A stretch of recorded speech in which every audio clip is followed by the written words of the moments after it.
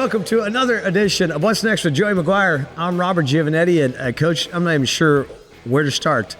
What a magical, crazy week last week was. It was absolutely incredible, and I think back, I've got to talk to, been on some different podcasts and shows, and I really can't explain it to them. Like, I think if you weren't here every day and saw Raiderville grow, our students, if you didn't get to go to game day and, see that, it's just incredible. The game was incredible. And what I love the most is after the game and the next day you hear Herb Street talk about Lubbock, Texas. You hear Stanford Steve talk about Lubbock, Texas, and on and on and on of different guys that were just blown away. I think they probably thought the response was going to be pretty incredible, but nothing like that. But then also the facilities and everything that's changed here in Lubbock.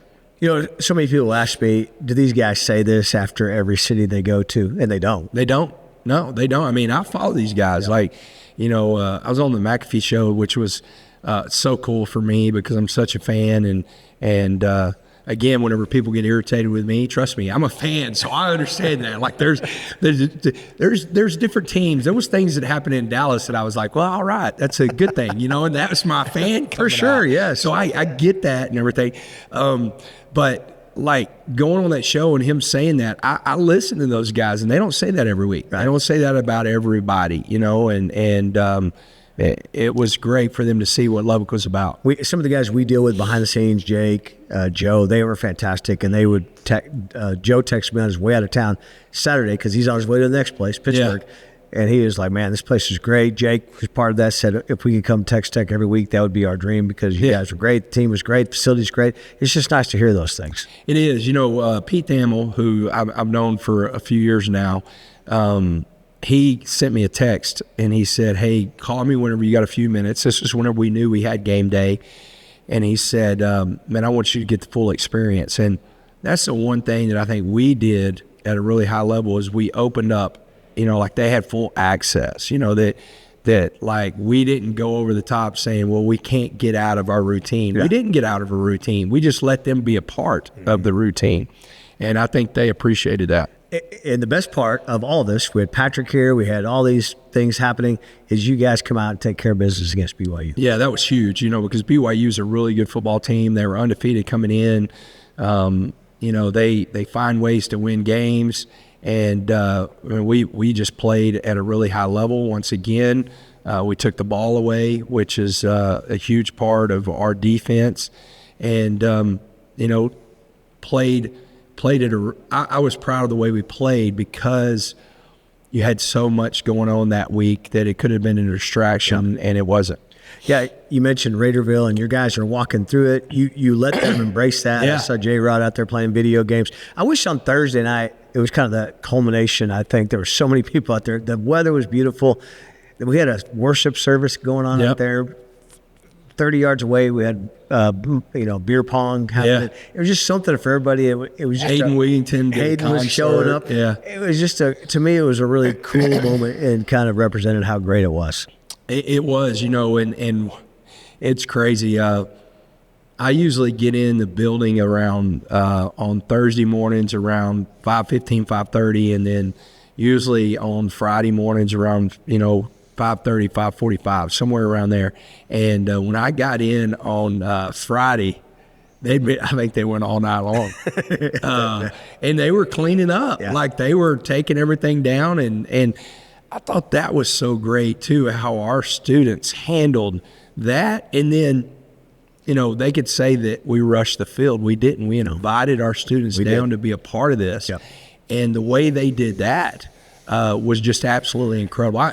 I'm so impressed and so proud of Red Raider Nation, but so impressed and so proud of this student body of how they've embraced not throwing the tortillas. They've embraced the towels. The way they handled Saturday, you just can't beat it. And so last night, watching the CFP selection show, I felt pretty good when I saw where BYU was. Yeah. Because they didn't take a huge fall.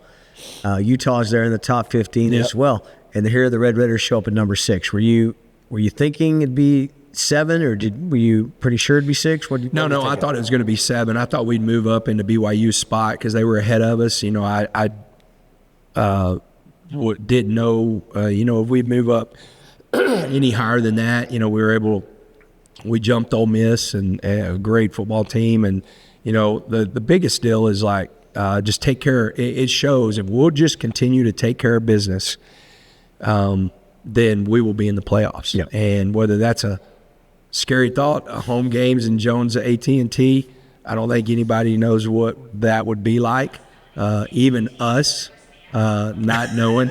Well, speaking of, sounds like my phones are going nuts over there. Surrey heard us.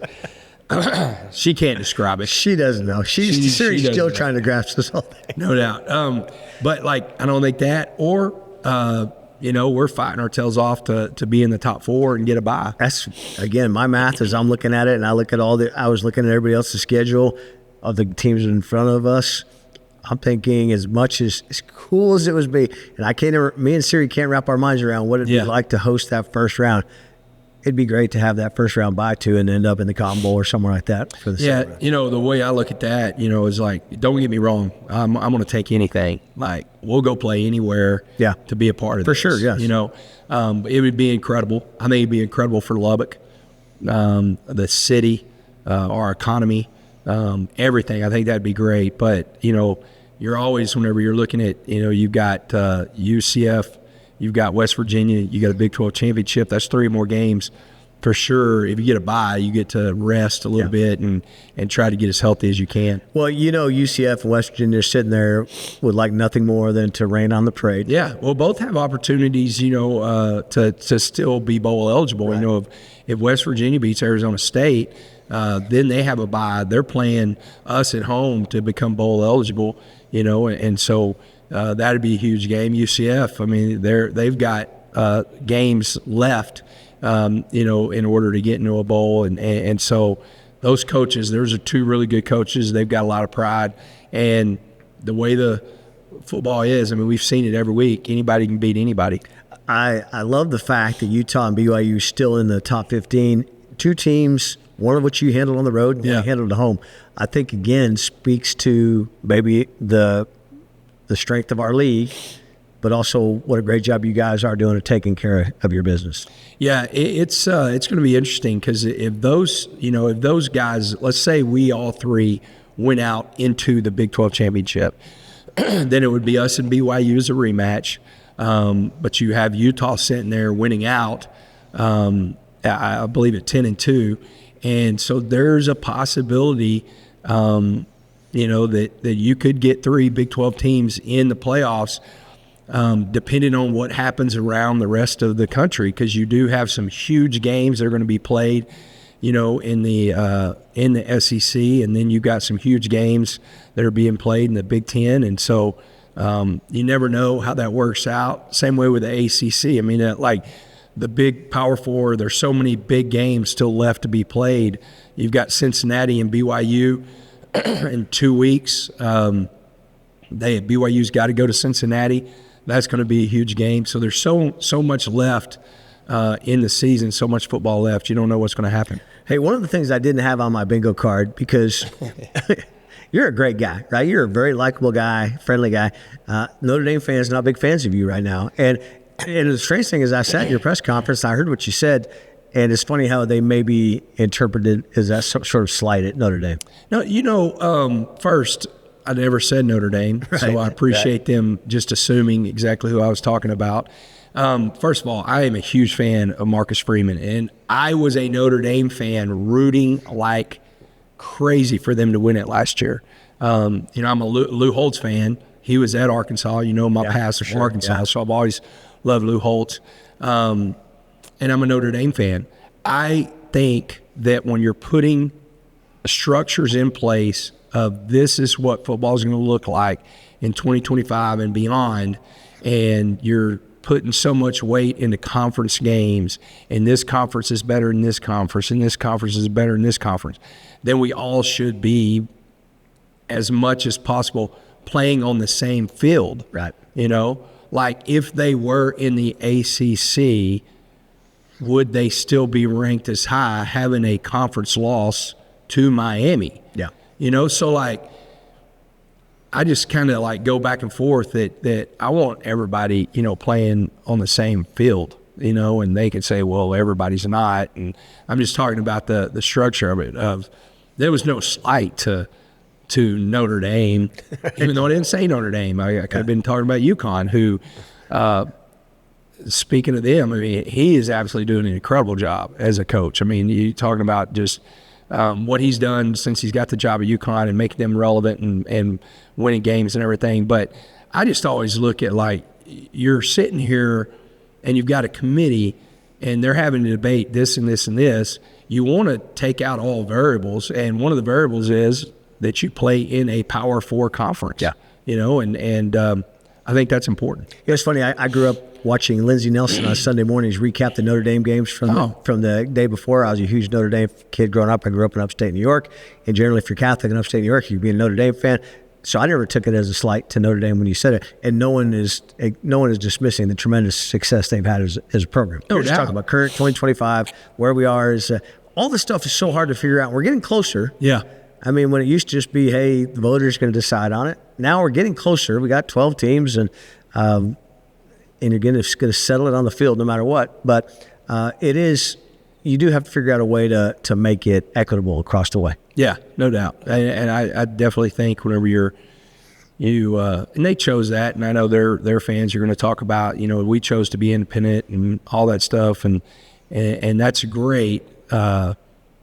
I just think whenever you're talking about what's going on right now, the amount of money that you're talking about, the amount of money for a conference that you're talking about, at some point that has to come into play. For sure. That this is how we're going to distribute things when it comes to playoffs and stuff like that. And right now they distribute one of one, and so. And that's a huge benefit for them, and I understand why they do that. And they do that because they have such a brand. Yeah, they get the brand, and they can do it that way. But that's how it's always been done, and how it's always been done is not how necessarily it should be done, and how you should get to the playoffs in 2025 and 26 and beyond. It's crazy. This week it was so crazy after your press conference and everything. On Saturday, I was walking back. I took a minute to go up to Section 6, where we used to have season tickets for years and years and years and years and years. Sat in the seats and just kind of took it all in. But also remembering there's still a lot left, right? Yeah.